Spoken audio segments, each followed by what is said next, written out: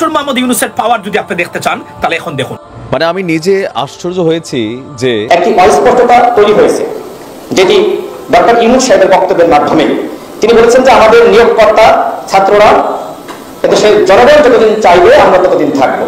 আসসালামু আলাইকুম। বর্তমানে বাংলাদেশের পরিস্থিতি নিয়ে এমন কিছু তথ্য শেয়ার করব যা জানলে আপনারা অবাক হয়ে যাবেন। তো চলুন দর্শক আমরা কথা না বাড়িয়ে সেই ভিডিওগুলো দেখে আসি। মানে আমি নিজে আশ্চর্য হয়েছি যে গণ অধিকার পরিষদের মতন একটা দলের সম্ভবত দ্বিতীয় সর্বোচ্চ পর্যায়ে যে ব্যক্তিটা আছে রাশেদ, এরা আসলে কোন সরকারকে ভাই শান্তি দেয় না। একটি অস্পষ্টতা তৈরি হয়েছে, যেটি ডক্টর ইউনূস সাহেবের বক্তব্যের মাধ্যমে তিনি বলেছেন যে আমাদের নিয়োগকর্তা ছাত্ররা এদেশের জনগণ যতদিন চাইবে আমরা ততদিন থাকবো। আমি মনে করি যে এই বক্তব্য অগ্রহণযোগ্য। জনগণ তাহলে কি আবার ডক্টর ইউনূসকে নামানোর জন্য আন্দোলন করবে? সেটি তো অসম্মানের, অশ্রদ্ধার। আর এই কারণেই দরকার রোডম্যাপ। তারা কি করতে চায় সেটি স্পষ্ট হতে হবে। তখন এখন শুধুমাত্র যদি আজ পর্যন্ত কোন রাজনৈতিক দল যে বক্তব্য দেয় নাই, তার বক্তব্যের মধ্যে তিনি বললেন কি যে তাহলে কি ডক্টর ইউনূসকে জনগণ গদি থেকে নামাতে বাধ্য হবে? এটা তো হবে অসম্মানজনক। না, এগুলো আমার কথা না, আপনাদেরকে একটা ফুটেজ দেখাচ্ছি। আমি খুবই আশ্চর্য হচ্ছি ভাই, একটা সরকার মাত্র বসছে, এই দেশের জনগণের নির্বাচন কবে হবে জানার অধিকার আছে। জনগণের তো ভাই কাউচালি ওঠে নাই এখনো তোমাদের মতন। তোমার কেন উঠে গেছে কাউচালি? তোমরা তো চাইছো যে হাসিনা সরকারের পতন, নতুন বাংলাদেশ। তো সেইটার কাজে তো ডক্টর ইউনূস করছে। তিনি তো আর আওয়ামী লীগের কেউ না নাকি, বরঞ্চ আওয়ামী লীগের রোষানলের শিকারই হয়েছিলেন তিনি যে পদক্ষেপগুলো নিচ্ছেন, এখানে অধিকাংশ পদক্ষেপ কোনো রাজনৈতিক সরকার আসলে নিবে না। এটি 53 বছরের ইতিহাস সাক্ষী দেয়। এরপরেও এই মানুষটাকে নিয়ে এই পরিমাণ প্রেসার ক্রিয়েট করা, এই পরিমাণ চাপ তৈরি করা, এটা তো ভাই মানুষের কাজ করতে দাও। বুঝে মাঝে মাঝে মনে হয় যে এইসব জায়গাতে শক্ত মানুষ ডান্ডা লাগে, ডান্ডা। বাঙালির আপনি অতিরিক্ত স্বাধীনতা দিবেন মানে আউলাই ফেলবে। আবার আসুন, বয়সও অনেক ছোট হবে রাশেদ আমার, কারণ আমরা সেই 2007-08 আমরা গ্রাজুয়েশন করে ফেলছি, তারা ওই দিনের ছাত্র। গণ অধিকার পরিষদে যারা এই মেধা এবং কোটা নিয়ে আলোচনা করছে, তো তোমরা মেধাটার একটু কাজে লাগাই একটু ব্যবসা বাণিজ্য করো বাবা, চাকরি বাকরি করো, অথবা স্কলারশিপে দেশের বাহিরে যাও, পরিবারের জন্য সময় দাও। তোমরা যে রাজনীতি করতেছো, কোথাও তোমাদের কোনো ওইভাবে মানে ফিট হওয়ার মতন অবস্থান আমি দেখি নাই। শুধুমাত্র ভিপি নূর ছাড়া এখানে যারা second in third in command আছে, এদের মধ্যে ওই রাজনৈতিক প্রজ্ঞা জ্ঞান খালি কথা কওয়া ছাড়া আর আমি কোনো কিছুই বুঝি না যে এরা আসলে করে কি। তো কেউ কেউ বলেন যে বিকাশ ব্যবসাটা এখন ভালো যাচ্ছে না বিভিন্ন ইস্যুতে, তো এখন ইনকাম টিনকাম অফ, কারণ ডক্টর ইউনূসের সরকার যতক্ষণ ক্ষমতায় আছে তখন তো আর এখানে অস্থিতিশীল পরিবেশ নাই যে আন্দোলন বেগবান করতে হবে, রাজপথে নামতে হবে, তখন বিদেশ থেকে কিছু ফান্ডিং টান্ডিং আগে আসতো, এগুলো নাই। ডক্টর ইউনূস সাহেবের যতদিন মনে হয় বাংলাদেশের জনগণ গণ অধিকার পরিষদ ছাড়া বাংলাদেশে ডাক দিলে ভালো মানের অ্যাক্টিভ কর্মী হয়তো আপনি 100 খুঁজে পাবেন, এর বেশি পাবেন না। বাট বাংলাদেশের জনগণ ডক্টর ইউনূস সরকারের উপরে এই মুহূর্তে আস্থাশীল।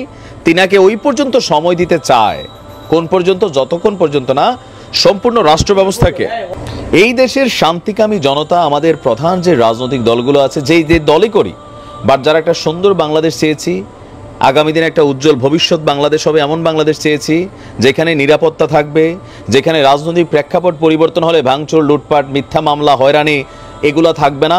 এই বাংলাদেশকে গড়তে গেলে যেখানে পুলিশ বাহিনী কোনো রাজনৈতিক সরকারের তাবেদারি করবে না, নির্বাচন কমিশন কোনো আজ্ঞাবহ কমিশন হবে না, আমাদের মেয়েরা বোনেরা ঘর থেকে বের হবে, নিরাপত্তা নিয়ে ঘরে ঢুকবে, এই যে একটা বাংলাদেশ বৈষম্য বিরোধী আমরা চাচ্ছি, এত তাড়াহুড়া কেন তোমাদের? তোমরা কি সরকারটার পতন ঘটাইছো? যারা ঘটাইছে তাদের তো তাড়াহুড়া নাই। তোমরা ছাত্রদের আড়াল থেকে এখন এসে বলতেছো আমাদের এই গণ অধিকারের এত ছাত্র ছিল, কই? এরকম বহুত তো সরকার পতনের ডাক দিয়ে মেয়া করে ঘরে ঢুকে গেছো। ছাত্রদের পিছনে ছিল, এটা আওয়ামী লীগ সরকার তখনই বলছে যে তোমরা আসো, বাট পিছনে ছাত্রদেরকে ঢাল বানাইয়া। ডক্টর ইউনূসের সরকারকে হুমকি ধামকি দিও না। ডক্টর ইউনূসের সরকারকে নিয়ে এরকম উল্টাপাল্টা বক্তব্য দিয়া যেটা খাউজাইতে চাইতো সেটা হবে না।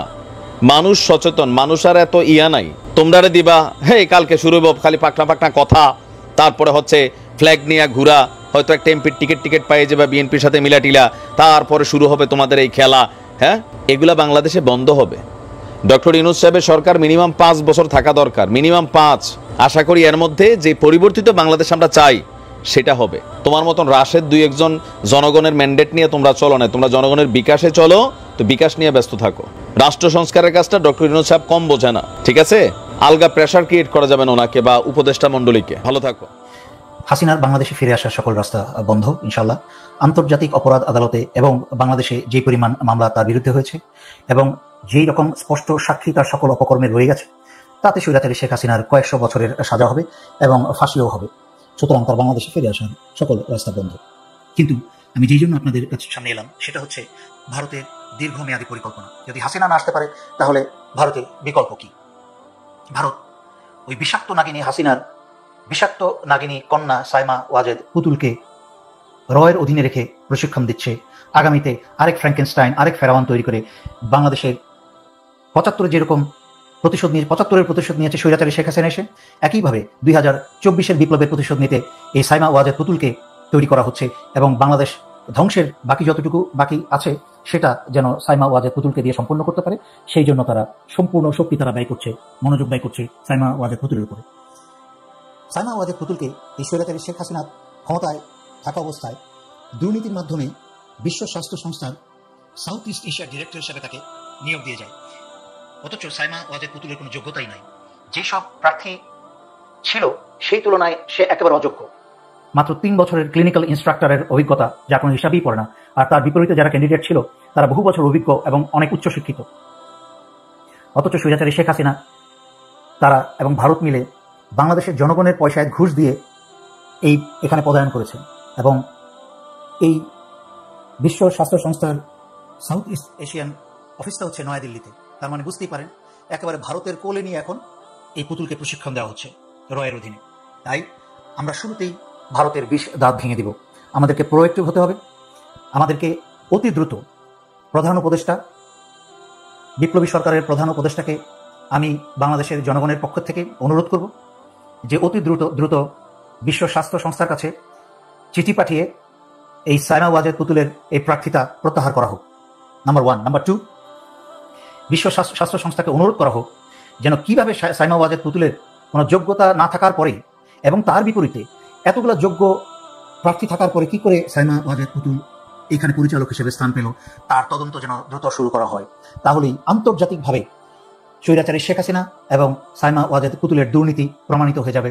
আরও একটা, এবং বাংলাদেশে সাইমা ওয়াজেদ পুতুলের যে বিশ্ব ব্যাংকের দুর্নীতিতে জড়িত এবং পদ্মা সেতুর দুর্নীতির সাথে জড়িত সেই মামলা আবার চালু করা হোক এবং এই বিপ্লবী সরকারের অধীনে তদন্ত বোর্ড তৈরি করে সেই তদন্ত শুরু হোক।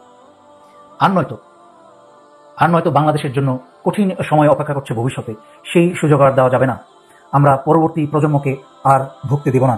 তাই আমাদেরকে এখনই প্রোঅ্যাক্টিভ হতে হবে, আগাম পদক্ষেপ নিয়ে শয়তানদের 10 কদম আগে চলতে হবে।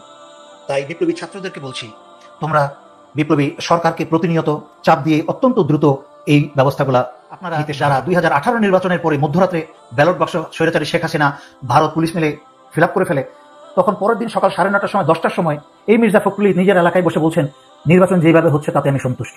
সুতরাং আপনাদের এইসব ডায়লগ দেওয়া কিন্তু যোগ্যতা এবং ক্ষমতা সবই হারিয়ে ফেলেছেন। দুইটি উপদেশ যদি আপনারা আমার কাছে নেন, আপনাদের বয়স কিন্তু এখন সমস্ত নেতাদের 70-এর উপরে হয়ে গেছে। আল্লাহর রাস্তে একটু রিটায়ারমেন্টে যান, একটু নবীনদের জায়গা দেন। ওদের রক্ত গরম আছে, দেশপ্রেম আছে, ওদেরকে একটু বিএনপি বিভিন্ন পদে উচ্চ পদে আসতে দেন। ওদের যোগ্যতা আছে। আপনাদের মতো বয়স্ক এবং সহজে সবার সাথে আওয়ামী লীগের সাথে ভারতের সাথে হাত মিলিয়ে ফেলেন, আপনাদেরকে বিশ্বাস করা যায় না। বিএনপির অর্ধেকের চেয়ে বেশি নেতা আওয়ামী লীগ এবং ভারতের কাছে বিক্রি হয়ে গেছে বহু আগে। ভারতের কোনো বিএনপির কোনো নেতৃত্ব নাই, নেতৃত্বের কোনো কোয়ালিফাইড কোনো নেতৃত্ব নাই। কারণ নিজের দলের মাঝখানে কোন কোন নেতারা খারাপ, কারা কারা আওয়ামী লীগের সাথে এবং ভারতের সাথে হাত মিলিয়ে চলেছে সেটা নিয়ন্ত্রণ করার ক্ষমতা বিএনপির নেতার নাই। দর্শক, আশা করি সম্পূর্ণ ভিডিওটি দেখেছেন। দর্শক, এই ভিডিও সম্বন্ধে যদি আপনার কোনো মতামত থাকে তাহলে অবশ্যই কমেন্ট করে জানাবেন। ভিডিওটি ভালো লাগলে একটু লাইক করবেন। দেখা হচ্ছে পরবর্তী কোন ভিডিওতে। সে পর্যন্ত সবাই ভালো থাকবেন, সুস্থ থাকবেন। আল্লাহ হাফেজ।